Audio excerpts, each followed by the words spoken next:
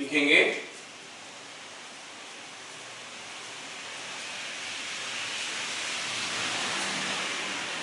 A pendulum of mass 4 kg is hanging inside a lift. Find tension in thread. Find tension in thread. If the lift is going up with constant acceleration 2 meter per second square, coming down with constant acceleration 3 metre पर second square. ये है question.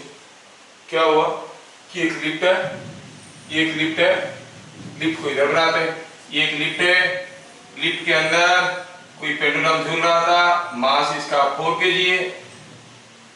Beat number 1 में पूछा है, beat number 1 में पूछा है कि अगर ये लिफ्ट ऊपर जा रहा है, ठीक है, ये लिफ्ट अभी ऊपर जा रहा है, एक्सीलरेशन a, तो थ्रेड में क्या टेंशन है? तो will go for free body diagram of बब। ये है बब, इसके ऊपर क्या फोर्स है? एक्सटर्नल फोर्स T है और 4G है। क्या टेंशन 4G होगा? नहीं, जैसे आप इसको जोर से मूव करोगे तो थ्रेड टाइट हो जाएगा, ज्यादा टाइट हो जाएगा। अब ये अरेंजमेंट ऊपर जा रहा है एक्सीलरेशन a में, है ना, तो अब फ्री बॉडी डायग्राम में हमें शूडो फोर्स को दिखाना है। ये दोनों हो गए एक्सटर्नल फोर्स। इनर्शिया फोर्स कैसे होगा? ऑपोजिट टू एक्सीलरेशन, मतलब डाउनवर्ड। कितना होगा? m into a, मतलब 4a। कहां पे होगा? सेंटर पे होगा, तो यहां पर हम दिखा दिए 4a। अब फ्री बॉडी डायग्राम में ये सारा एक्सटर्नल फोर्स के साथ साथ मैं इनर्शिया फोर्स को दिखा दिया हूं। बॉडी एक्सीलरेट कर रहा है, उसके बावजूद हम कहेंगे कि sigma fy is equal to 0 means upward force is equal to downward force। upward force क्या है? T, डाउनवर्ड क्या है? 4g plus 4a। 4g मतलब 40, 4a मतलब a कितना है? कितने एक्सीलरेशन में जा रहा है ऊपर? 2 मीटर पर सेकेंड स्क्वायर में into 2, so it is 48 Newton. देखो 40 न्यूटन का बॉब है, लेकिन फीलिंग आ रहा है, टेंशन आ रहा है 48 न्यूटन का। बीट नंबर 2 में now this bob is going down with an acceleration 3 metre पर सेकेंड स्क्वायर। अब हमें पता करना है टेंशन क्या है, तो चलो ठीक है, सारा दिखाते हैं फोर्सेस फ्री बॉडी डायग्राम में। ये टेंशन हुआ, ये उसका वेट हुआ 4g, और क्योंकि नीचे आ रहा है शूडो फोर्स तो ऊपर की तरफ आ रहा होगा 4 into a। Free body diagram में सारा एक्सटर्नल फोर्स के साथ साथ हम शूडो फोर्स को दिखा चुके हैं। We can apply the conditions of equilibrium. What is that? Free body diagram के बलबूते पर हम कहेंगे sigma fy is equal to 0, मतलब T plus 4a is equal to 4g, है ना, तो T is 4g minus 4a, और a कितना था? 3 मीटर पर second square, so it is 40 minus 4 into 3 is 28 Newton. तो जब ये नीचे आ रहा है टेंशन कम है। कोई पत्थर को रस्सी में बांध के रखे हो, रस्सी टूटने वाला है, हाथ ऊपर खींच लोगे कि नीचे ले आओगे? ऊपर खींच लोगे तो और भी टूट जाएगा, धीरे धीरे नीचे ले आओगे तो नहीं टूटेगा, क्योंकि नीचे की तरफ एक्सीलरेट कर रहा है, उसका अपरेंट वेट कम हो जाएगा। तो क्या आपको ये शूडो फोर्स का एप्लीकेशन समझ में आ गया?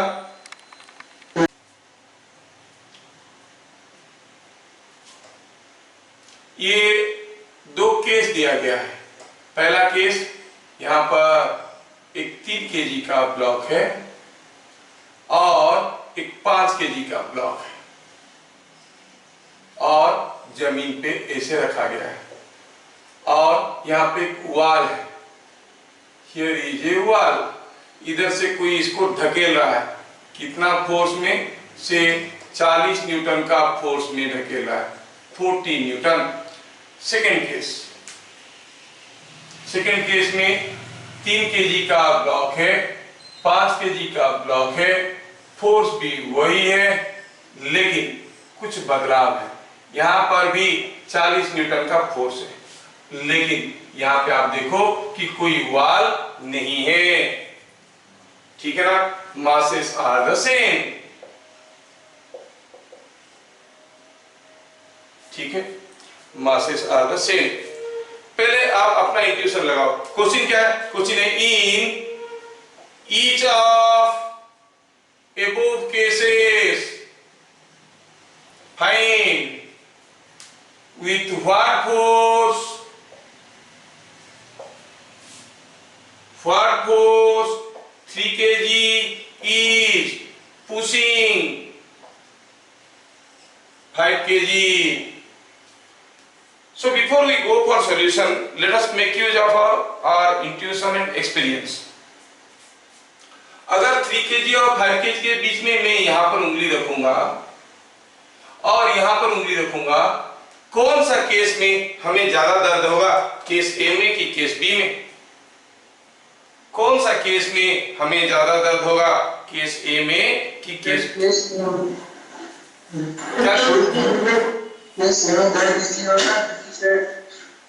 5 kg का टोटल फोर्स है 15 न्यूटन, बट जब 40 न्यूटन 30 न्यूटन को पुश कर रहे हैं टोटल 70 न्यूटन हो रहा है, तो उसमें वापस कर नहीं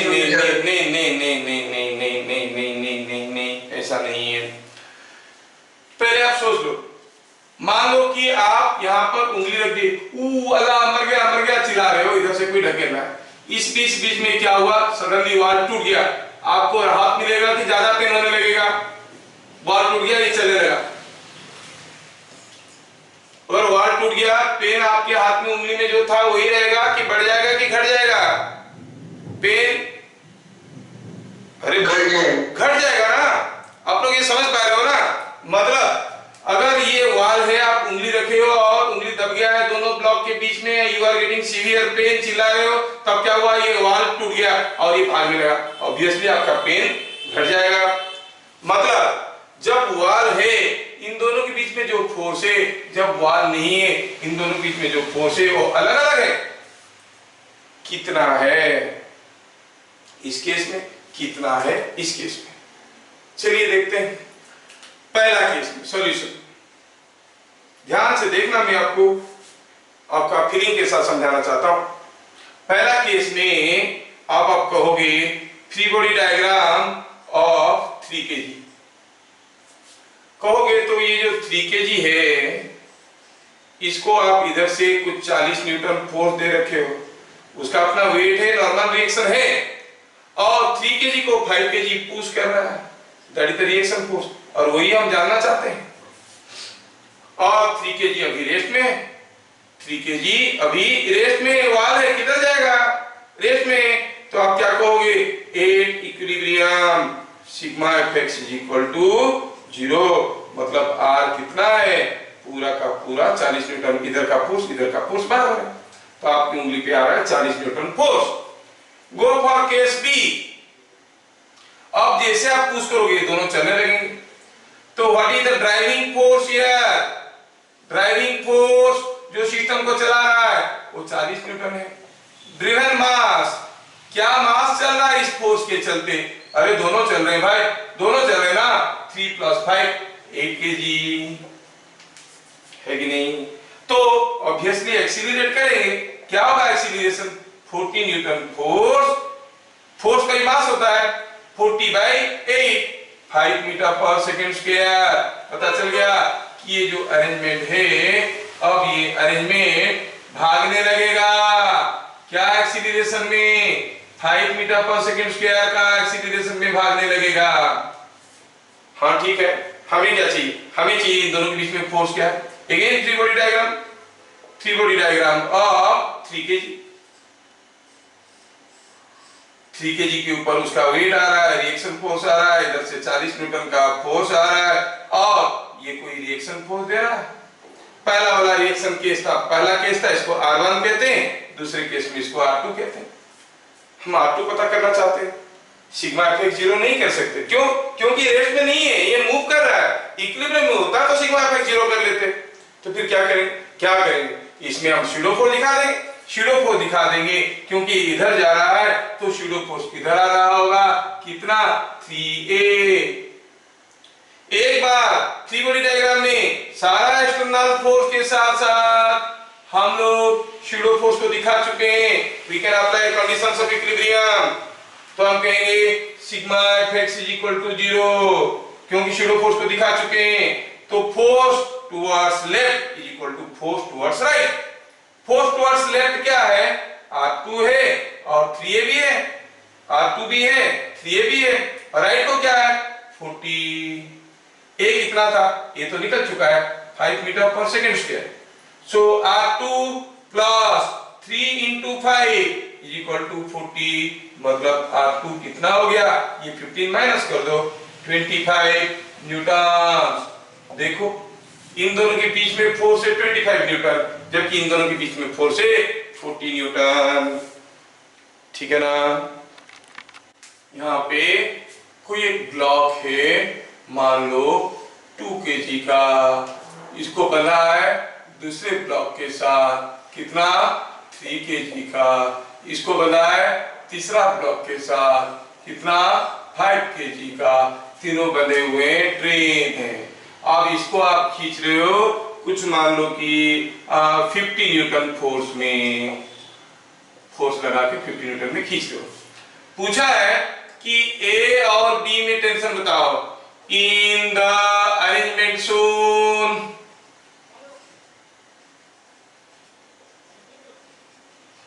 find tensions at A and B. Tension पूछा है, हाँ ठीक है, इसका थ्री बॉडी डायग्राम करोगे, सॉल्व करोगे, टीए मिल जाएगा, इसका करोगे या फिर इसका करोगे, टीबी मिल जाएगा। और मैं चाहता हूं कि आप लोग इसको करो, खुद से करो, फिर मैं बताता हूं। मैं कह देता हूं सॉल्यूशन हुआ ए से, क्या सॉल्यूशन हुआ इसका, सॉल्यूशन हुआ ऐसे कि एक्सीलरेशन, सीधा सीधा लिखूंगा, खींचने वाली फोर्स बाय नेट मास, खींचने वाला फोर्स 50 न्यूटन है, मूव करने वाला 2 3 5, तो हो गया 5 metre per second square. Three body diagram और 2 kg, ठीक है 2 kg है, उसका वेट होगा, रिएक्शन फोर्स होगा, उससे कोई मतलब नहीं है। इधर को खींच रहा है TA और ये 2 kg है, इधर जा रहा है एक्सीलरेशन A में, स्यूडो फोर्स आएगा उल्टा आएगा, MA, M कितना है 2 kg, सो MA मतलब 2A। सर आपका वीडियो क्लियर नहीं आ रहा है, थोड़ा इसको कर लेता हूं फिर बताता हूं। तो in that case you will say sigma fx is equal to 0 देगा, TA is equal to 2A, A तो था 5, so it is 10 newton. Three body diagram of 5 kg का कर सकते हो, मैं 3 kg का, आप लोग 5 kg का किए हो, मैं 3 kg का करता हूं।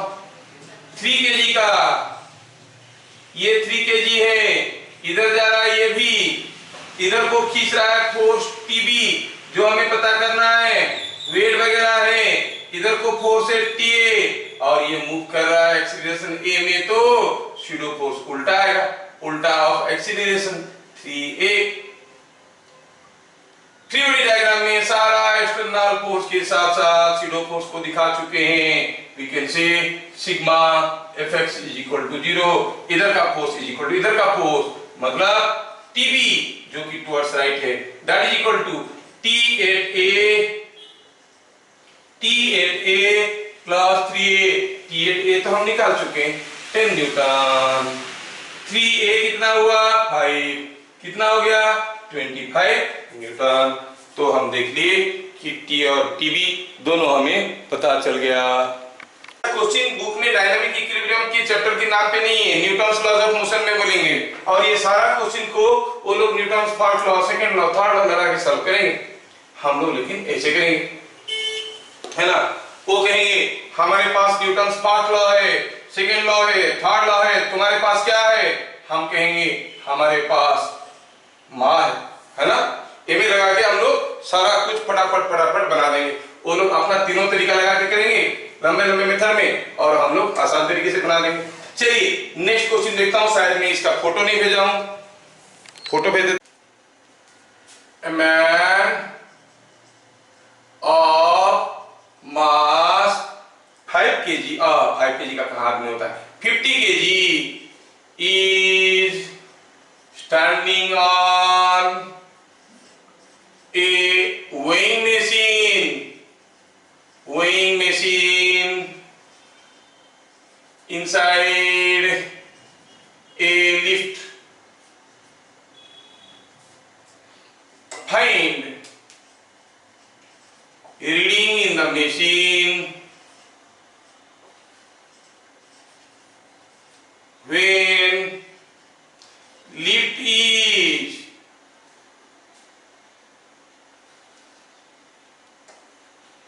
going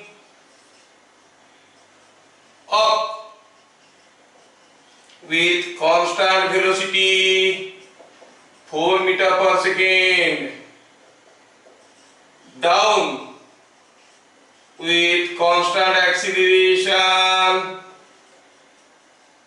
2 meter per second square, up with constant retardation 3 metre per second square. ये सारा केस में आपको बताना है रीडिंग क्या है। क्वेश्चन क्या है, लिफ्ट है, लिफ्ट के अंदर आदमी है, आदमी लिफ्ट के अंदर भी मजा ले रहा है, विंग मशीन के ऊपर खड़ा है, और ये लिफ्ट चल रहा है। और आप जानते हैं कि रीडिंग मशीन, जो विंग मशीन है, वो क्या रीडिंग देता है? What is the reading in a weighing machine? It is the weight. No, हम पहले भी बता चुके हैं, वेइंग मशीन आपका वेट नहीं बताता है। अरे सर उसको तो वेइंग मशीन कहते हैं क्योंकि वेट बताता। अरे नहीं, वेट नहीं बताता है। मान लो कि मैं किसी एक वेइंग मशीन पे खड़ा हूं, एक डंडे से छत को प्रेस कर रहा हूं, पुश कर रहा हूं, तो मेरा रीडिंग बढ़ेगा। वेट बढ़ा क्या? वेट तो m/g है, वो तो उतना ही है। और किसी रस्सी को खींच रहा हूं ऊपर से, तो रीडिंग नीचे कम आएगा। मतलब रीडिंग क्या दे रहा है, मैं कितना जोर से वो मशीन को प्रेस कर रहा हूं। मैं जितने भी जोर से प्रेस कर रहा हूं उतना ही नॉर्मल रिएक्शन मेरे ऊपर आ रहा होगा, है कि नहीं? तो पहला चीज आपके दिमाग में रहना चाहिए, reading is nothing but normal reaction on his feet. ये ठीक है, शुरू करते हैं। बीट नंबर 1, ये हुआ आर्मी, 50 kg का आदमी है, बोल रहे ऊपर जा रहा है कांस्टेंट वेलोसिटी में 4 मीटर पर सेकेंड। उसका वेट नीचे आ रहा है, कितना? 50 kg का है तो 50 g। एक नॉर्मल रिएक्शन आ रहा है जो हमें पता करना है। क्या आप में से मुझे अभी कोई बताएगा कि उसका शैडो फोर्स किधर को होगा, अपवर्ड डाउनवर्ड? किधर को होगा प्रणव? नहीं, अरे भूल गए तुम लोग। शैडो फोर्स तो तब होता है, शैडो फोर्स तो तब होता है जब कोई बॉडी एक्सीलरेट करता है। ये constant velocity, there is no acceleration, no pseudo force, तो हम कहेंगे sigma Fy is equal to 0, R is equal to 50G और 500 न्यूटन। तो क्या फोर्स आएगा, रीडिंग क्या आएगा? 500 न्यूटन। दूसरा केस में वही आदमी, वही मशीन, और वो इसका वेट वही 50G है, लेकिन क्या है, it is coming down with an acceleration 2 metre per second square.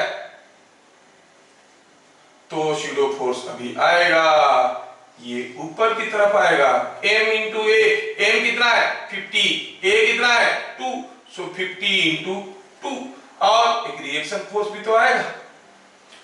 फिर से अगर हम करेंगे sigma F Y is equal to 0, तो हमें क्या मिलने वाला है, मिलने वाला है r प्लस 50 इंटू 2, ये दोनों फोर्स ऊपर की तरफ है, इज इक्वल टू नीचे का फोर्स 5g और 500, 50 इंटू 2 इज 100, माइनस हो गया, r मिलेगा कितना 400 न्यूटन।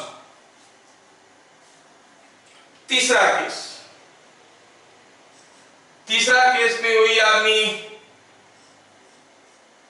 उसका फ्री बॉडी डायग्राम करना है, सिर्फ वेट वगैरह मालूम है और कुछ तो मालूम नहीं, एक रिएक्शन फोर्स आ रहा होगा जो हमें निकालना है। क्या दिया है, it is going up with constant retardation, retardation 3 metre per second square, मतलब एक्सीलरेशन -3, ऊपर की तरफ एक्सीलरेशन -3, मतलब नीचे की तरफ एक्सीलरेशन 3, समझ में आना चाहिए। मैं रिटार्डेशन को इंक्लूड कर रहा हूं, देखो कैलकुलेशन में। अब शैडो फोर्स कैसे आएगा, एक्सीलरेशन का उल्टा, कितना m कितना है 50, a कितना है 3। Now sigma fy is equal to 0, क्या देगा, upward force that is r plus 50 into 3 is equal to 50 into g, और r is equal to 350 newton. तो रीडिंग क्या दिखाएगा, 350 newton. A man is standing on a weighing machine inside a lift, when lift moves up with some acceleration, reading in machine is 600 Newton. When lift comes down with same acceleration, यहाँ पर सम लिखा था, यहाँ पर same लिखा, same acceleration, reading is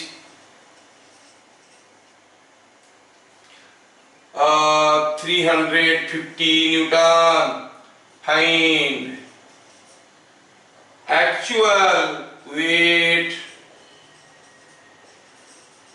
of man.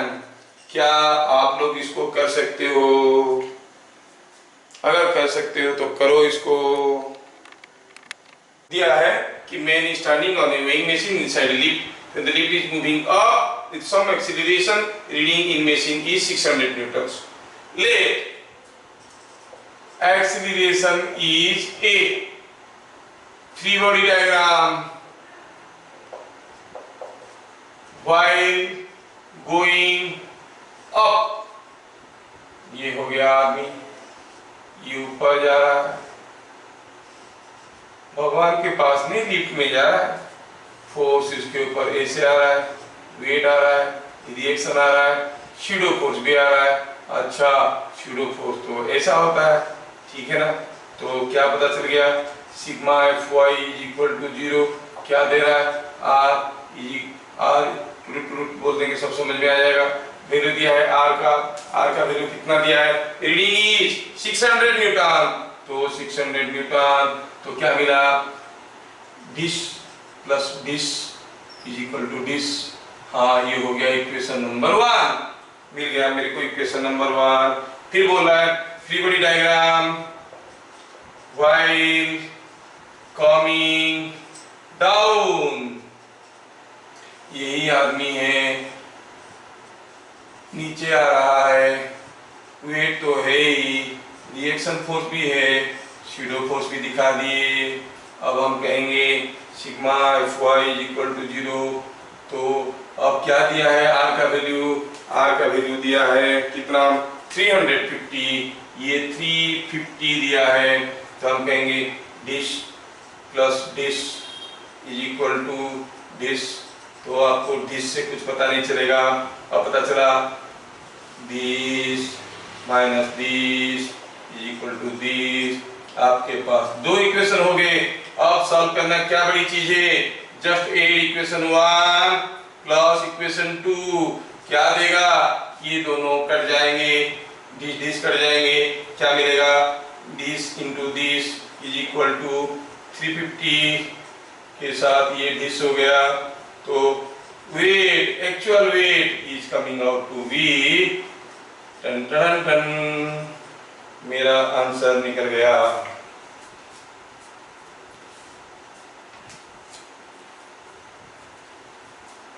Yes, देखो क्या है answer.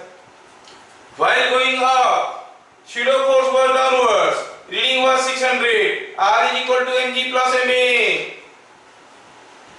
While coming down, acceleration was downwards. Pseudo force is upward.